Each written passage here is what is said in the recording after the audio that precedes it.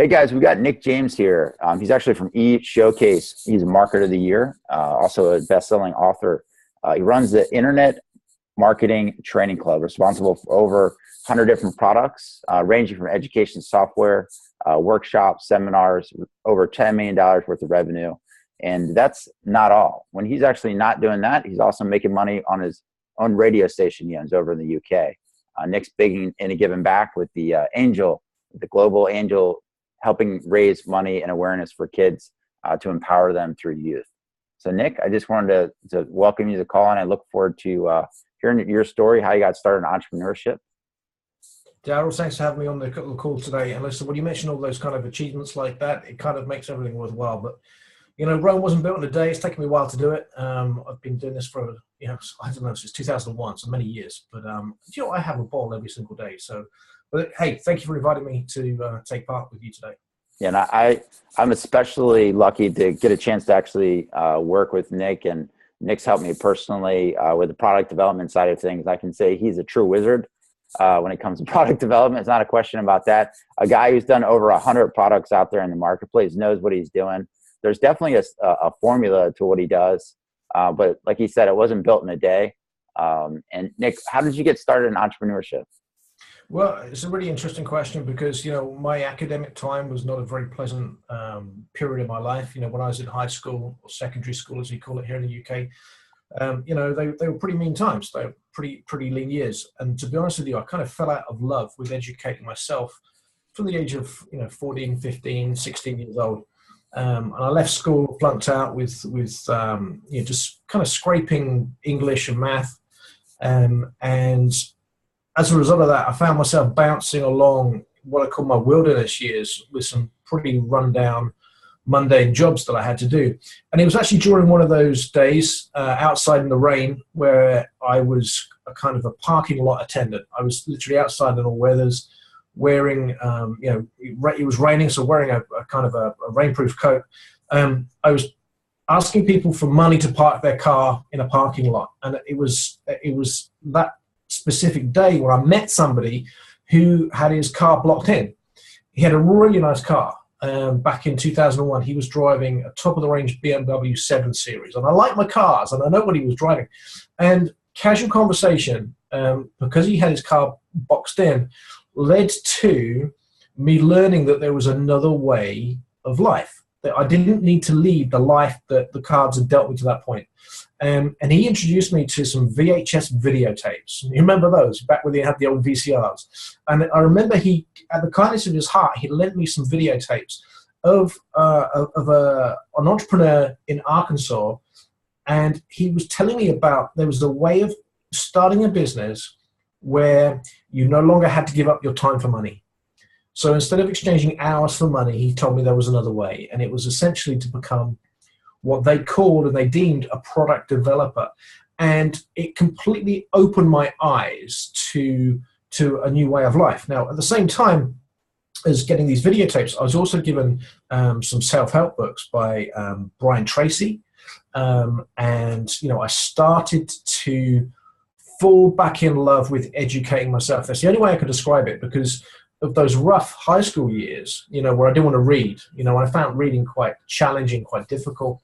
To then turn this corner and actually fall in love with back educating myself again was amazing. So, yeah, that was 2001, and I started my business in 2001, and I haven't looked back since. Wow, Nick, that's tremendous. So you never graduated from high school? It's kind of different over here. So I scraped through with four exams, for English language, maths, and woodwork, and when I say I scraped through, it's like kind of a couple of points over a pass. But here, you can bail out of school age 16, whether you've got any qualifications or not. But, I didn't go to college. There's no university. There's no further education other than what I've decided to do when I started to invest in my own life. So I left formal education age 16. I didn't go back. I mean, everything else, well, they call it through the University of Life. Yeah. You went to the School of Hard Knocks after that.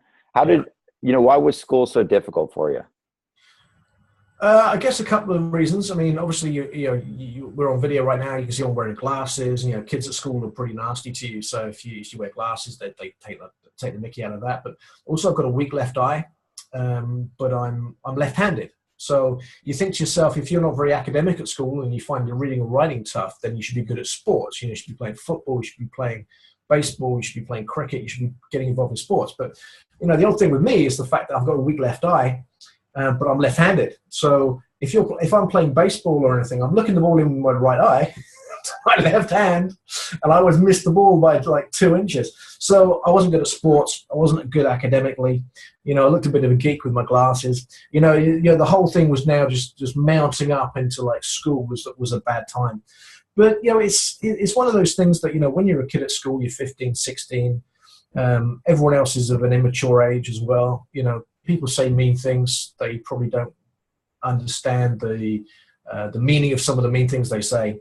So, I mean, it was really challenging, not being able to read and write properly or finding it more challenging. It doesn't mean I can't read and write. It just means that, if somebody was going to tell me a story, I'd rather watch a DVD. If somebody was going to teach me something, I'd rather be shown how to do that by copying what they do, copying that process. So it doesn't mean that I'm illiterate. That's untrue. But things like reading out loud in class, being told to stand up and to read a passage out of a book, it was kind of quite painful. Which is strange because as I've got older, I've learned techniques to overcome some of those difficulties that I had, to the point where now today, if somebody asked me to read something with a little bit of preparation time or putting it onto an auto cue system, I'd actually kind of be okay. I mean, the nerves are still there, but I've worked out these coping mechanisms.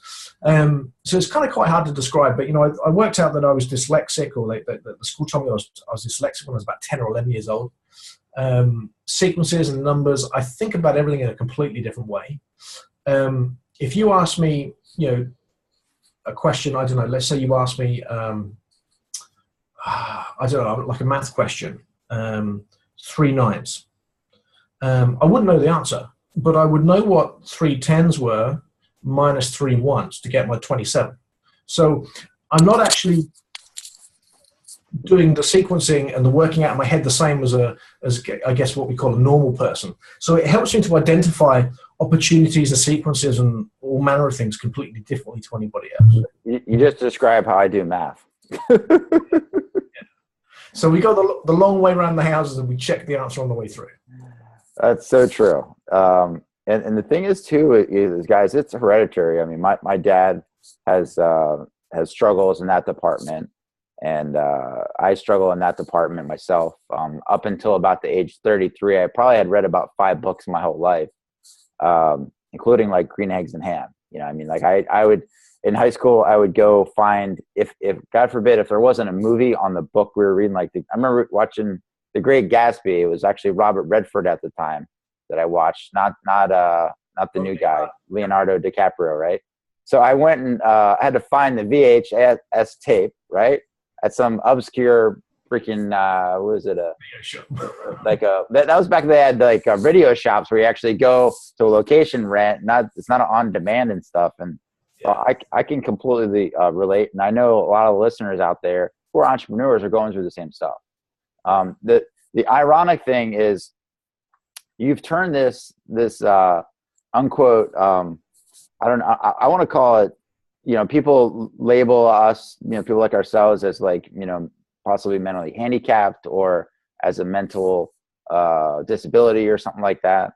And how you've developed and really flexed your muscles, and you're a phenomenal copywriter, and the ability to help connect with people and create sales, because all these 100 products out there didn't sell themselves. You got to actually go out and write copy for all these things. And now you've turned that into a superpower for yourself.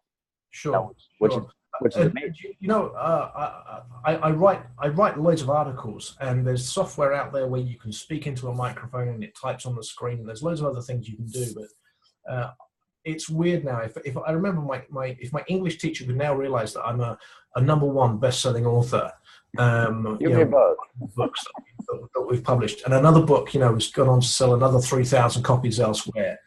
And I actually, wrote about them on what in my first book, but now people pay to read what it is that I have to say. I mean, I have a membership site, which is like a paid for blog, where we have a community of over 500 people at any one time who are in this membership site wanting to read what I have to say about making money online, or how to get your website to the top of the search engines, or how to develop a product, or whatever your income strategy is. And back then, if my junior self would had this sneak peek of what my adult self would be doing right now, I'd be telling myself to sod off. It wasn't going to happen. But so it's amazing how things change. And the other thing that happened as well was, we need to come back to, when I was actually running that job, when I was working in that parking lot, and I had that meeting with that guy that day, and I realized there was a different way to live, and this is something that I think is really important for everyone to know. The life you've led in the past doesn't have to be the only life you lead. Now, I don't know who said it. It was somebody much cleverer than I. But all of a sudden, I realized I was in charge of my own destiny. And if I didn't give a damn, who else was going to give a damn?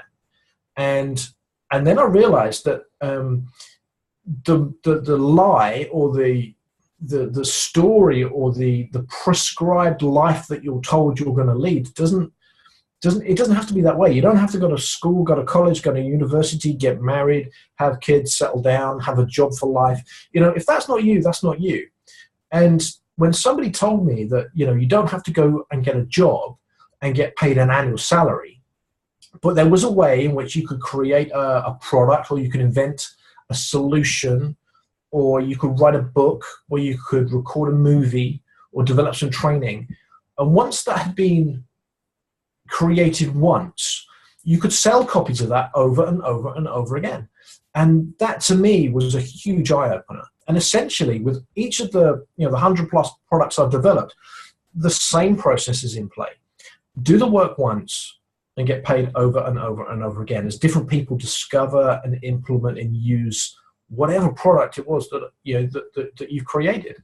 And to me, that's the ultimate key to wealth, is being able to not use that model of giving somebody a little bit of your time and they give you some money.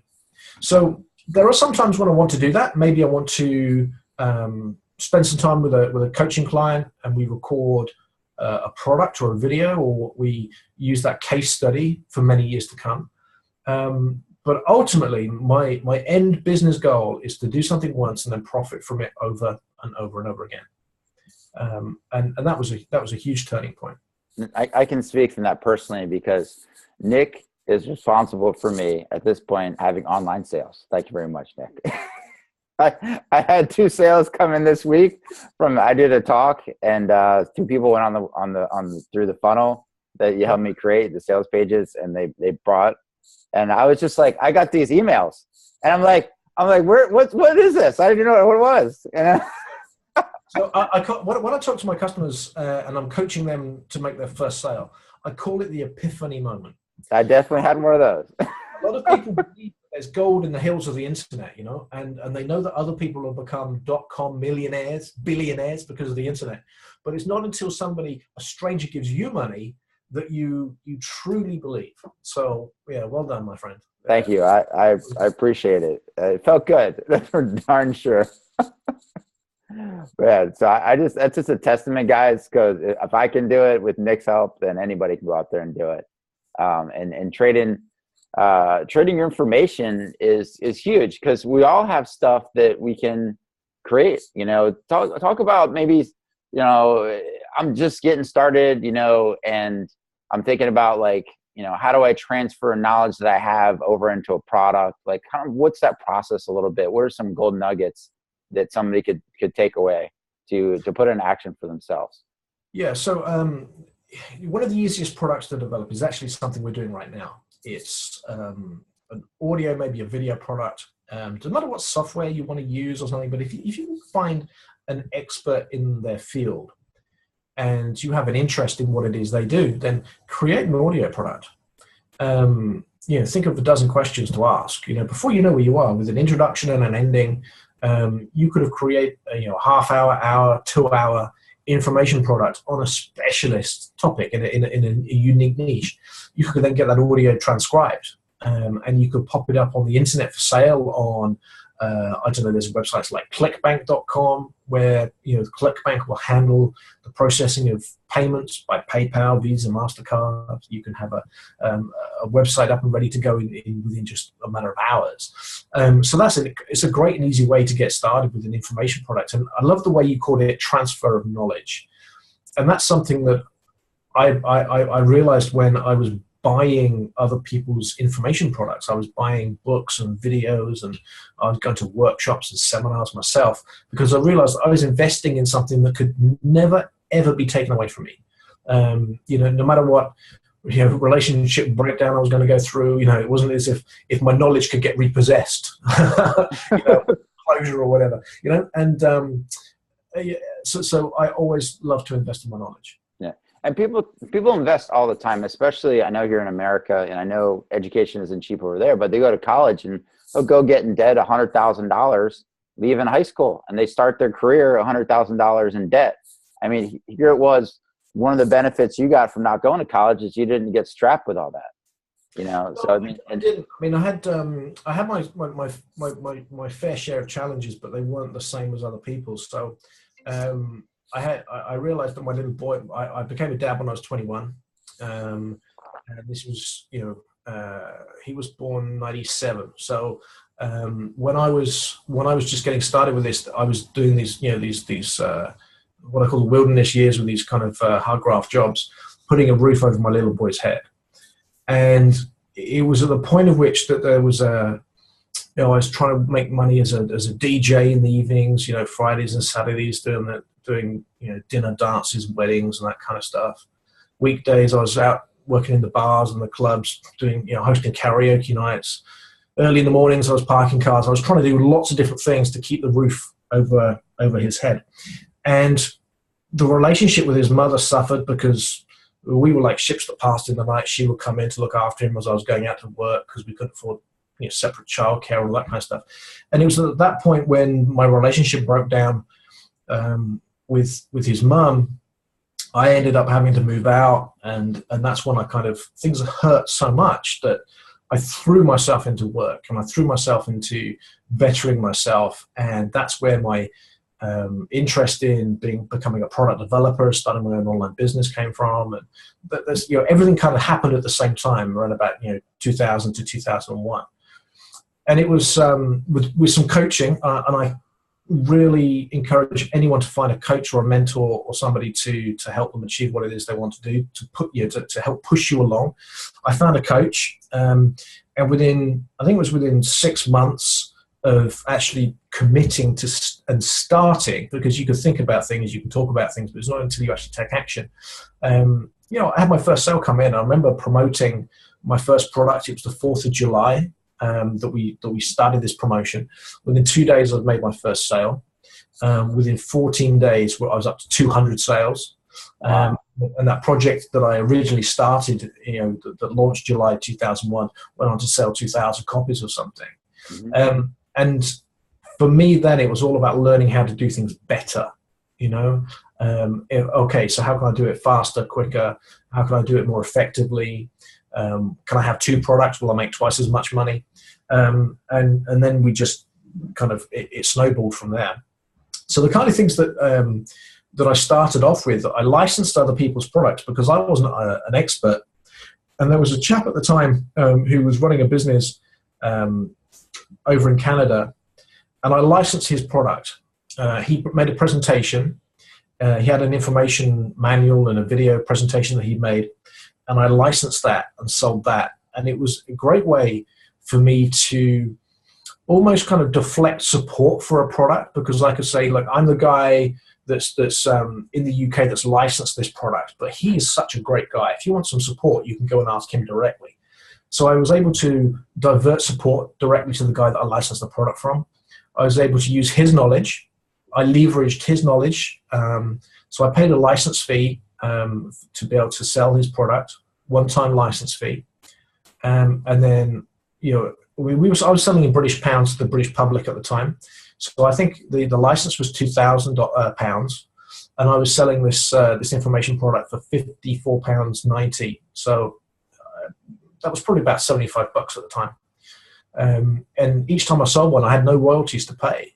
So the first £1,000,000, or probably like $1.5 million I made through leveraging other people's products that they'd made. And once I'd kind of cut my teeth learning how to market and get this message out there, then I thought, oh, well, I'm sure other people want to know how I've used licensing to make money. So I then wrote my first ever product, and it's called Licensing Secrets, how big business makes its money, and you can too. And that went on to sell thousands of copies. And that whole thing just was a bit of a snowball. So generation one of what I did online and what I did in my business was finding other people who had knowledge and publishing their knowledge online. And then once I'd done that for a bit, I then moved on to the second generation of my business, which was saying, hey, this is how I do it. Because now I feel qualified to tell other people how I do things. I never ever, and I kind of think it's a bit weird how people want to do this. They position themselves as being an expert way before they can put their hand up and actually authentically say that they've kind of cut their teeth and they've trodden that path. So let's talk about it for a minute. So you didn't have your own product. You went and licensed it, which means that you got the rights to sell that person's product, right? Sure. Did you have to purchase those rights, or how did that work with that person? So my original mentor showed me where to obtain that license. So I went and invested in that license. Okay. So the currency exchange rate would have said that license was about $3,500 US. Okay. So to fund that, I remember selling some of my old DJ equipment, scraping together, money from selling things secondhand. I mean, back then eBay was only just getting started, so I used to put an advert in the paper, and I sold some goods to raise capital to invest in that license. And it was a huge investment, but with a coach who had shown an interest in me, I had this reassurance that if I was just going to do exactly what he told me to do, then I should see a similar result. And and that was probably the weirdest thing ever, because I don't think I was clever enough to change anything, and I see a lot of clever people that I teach, they want to change the prescription that I give them. If I give them the methodology and the ingredients that they need to do something, why do they change it? So I don't know why I didn't change it. I just kind of had full faith in the guy that was teaching me. I did exactly what he said, and I got a great result. And I've got an analogy, if we've got time to go through this one, about the baking of the cake. Yeah, go ahead.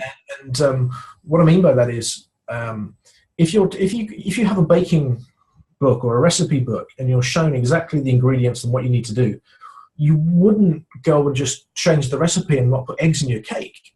Or if you're told to sieve the flour, you wouldn't just ignore all that and just put all the flour in the bowl. If you were told to turn the oven up to a separate temperature, you wouldn't change that. If you were told not to look in the oven when you're baking a cake, you wouldn't keep opening the door. But what I find with very clever people is they don't seem to understand that if you change a business strategy, very small changes can have a profound effect on your success online. And I only kind of found this out since then with people that I've been coaching and training, and that keep asking the questions: why did you change why did you ignore what I said and do something else? So that's kind of quite interesting. That I think a lot of people fail because they're very clever and they want to change. They think they can add their personality and change things and make it better before they've proven the process for themselves. So, I mean, once you've baked a cake for a few times, and once you've got a couple of projects live or a couple of websites up there and you've made a few sales, sure, add your own personality to it. If you want to put lemon in your cake, if you want to just add a bit of personality to your project, great, but don't fundamentally change the recipe. That kind of reminds me a little bit of a conversation with a Marine I was actually his company commander in the Marine Corps, and we were talking about t-shirts because he's doing t-shirt sales and stuff like that, and he was giving me some advice about stuff he's actually doing. And he said to me, he's like, listen, he's like, he's like, you're probably not gonna like, you know, I had an idea and I said it to him. He's like, well, he's like, can I be honest? And I'm like, yeah, absolutely. You know, because when you go to an expert, you want to listen to the expert because they're an expert for a reason. You know, and I equated my bake a cake story is like, listen, if I was going to go to a machine gunner who that's all his job is know how to shoot and employ that machine gun, I'm going to go to him and I'm going to say, hey, how's the best way we can employ your weapon system in the battlefield? You know, and when you go to an expert like a Nick James and he gives you advice on copy or gives you advice on what he does, he's speaking from somebody whose experience has done over $10 million in sales and has created this from absolutely nothing. You know, I mean, he's taken the information and transferred it, knowledge, into all these people's heads. So he's provided tons of value, well over $10 million worth of value, that if somebody were to take that knowledge and put it into action, they can go out to do the same thing. I mean, that's the biggest, you know, takeaway I'm hearing from you, Nick, is you actually took the information, you took action because you had a burning desire and a why behind why you're going to do that. And that was actually to, you know, get out of the pain situation that you were in with, you know, the broken relationship you had at that point. So I just wanted to, first of all, acknowledge that and say thank you for sharing that. No, my pleasure, my friend. It's good, and it's good to, you know, half of what I would like to do now is to help other people that were perhaps in my shoes, you know, that don't realize there's another way of living, and just share that with them as well. Absolutely. Nick, what would be the best way for somebody to be able to reach out to you? I know you have the internet marketing training and you have tons of products on teaching, but what would you recommend to somebody who's possibly just getting started, or they're hearing this and they're having that epiphany moment, just like you did in the parking lot that day? Sure. So I've got various websites. I mean, I've got hundreds of domains. I mean, the internetmarketingtrainingclub.com is kind of a membership site. I've also got nick-james.com, which is the blog. But I've got a free 5-day e-class that anyone can subscribe to. I share with you the biggest secrets that I think are being held back from anyone that wants to start an online business. Completely no obligation or anything. That's at internetincomesecrets.net. You arrive on that website, there's a little orange button, just click that, enter your name and email address, and we'll share with you that e-class over the period of the next 5 days. So that's internetincomesecrets.net. So it's completely free of charge. If you decide it's not for you, you can click unsubscribe with one click with the mouse, and we won't share your details with anybody else. So that's a great way to get started. For extra articles and things, you know, go and have a look at the Internet Marketing Training Club. Come and have a look at my private blog, nickjames.com, and you know, enjoy what you see, you read, you hear there. And guys, I can't recommend if you get an opportunity to get in front of Nick. I know he throws events over in the UK where he has people come in from really all over the world. I know one of my mentors, Matt Bazak, flies in from Georgia just to go speak at his events and things of that nature. And they've got some amazing speakers and knowledge base. So if you get an opportunity to get in front of Nick, you know, have your questions ready to go, and you know, make sure that you're bringing your A game, because Nick will bring his when you show up to play on the battlefield. So I just want to say again, thank you very much, Nick. Is there any parting you know, words you would give to possibly, like, if you were starting out all over again, and if it was the shoes were changed and you were that person, you know, in the parking lot right now, if you could go back and speak to that young entrepreneur that's just starting out, who has no idea about trading, you know, knowledge for money instead of trading for time, what would you actually say to him? Oh, well, I mean, the first thing is, you know, I want to say to everyone, don't be afraid of failure. I hear it a lot. People are procrastinated into not starting because they are afraid of things going wrong. And if you don't start, you fail by default. But I think you should spend time with the people that you want to aspire to become. You want to, you know, you need to change. Sometimes you actually just need to change who you're hanging out with, or who you're listening to. You know, if we put it back into its most basic terms, you know, that guy that had that luxury car, he was kind of rich. I just copied the rich bloke. I copied the bloke that was successful. I copied the guy that was living or seeming to live the kind of life that I wanted to lead. However, I also want to give you a word of warning at the same time. And that is, it's a mistake to become addicted to purely materialistic things. So there is beauty in life that has not got anything to do with money. So you also need to work out what your work-life balance is going to be. Now, one of the things we haven't had time to talk about today is how running this kind of business was enabling me to become a father to my young boy. And, you know, I was one of the only fathers that could turn up on sports day at his school, his elementary school. You know, I won the father's race by default because all the other dads ended up having to work their full-time jobs. So it's about lifestyle as well. It's not just about money. Money can bring you great things. They can be both material and immaterial. And I would just say that, you know, just find somebody that you want to be similar to or be like, and ask that person to coach you and get them to help elevate you to where it is you want to go. So find a coach, find a mentor. And if you can't afford one-to-one coaching or mentoring, then read their books, watch their videos, join them on their webinars, invest in your education, and don't say no to opportunity. Yeah. And that's kind of quite a few tips, but the fact is you're in charge. You know, where do you want to go? And then take another step on your journey. Absolutely. Guys, we're going to have all the websites so you can guys get in touch with Nick here. Nick, do you offer one-on-one mentoring at all? Or is that something that, you know? Yeah, not right now. Okay. We do email coaching. We have group coaching. But one-to-one at the moment this year is something we decided not to do, just to focus on some other areas of stuff. Yeah. But, you know, it doesn't mean I can't help you. But, yeah, so come into a group.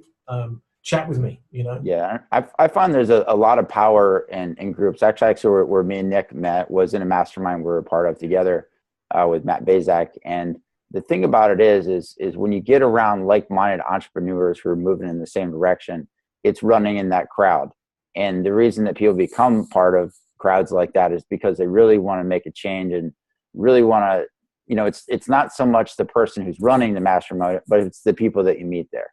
I know we've got some phenomenal people in our group, and that's one of the benefits of being part of one of those masterminds that Nick's talking about. And that's how you come about finding those different friendships. And those friendships are that they turn into relationships, and those relationships then turn into, you know, income, because when you get people together, they're doing great things and they're able to transfer some of their knowledge out to the world. There's a reciprocity that happens because of that. And Nick has done that in spades. So again, guys, get a hold of Nick. You can go on his websites. We're going to have the list of the websites in the show notes and on the website right here, so you guys can get this. Nick, James, thank you very much. Appreciate you coming out from the UK. No, my pleasure. Thanks, Daryl. You're welcome.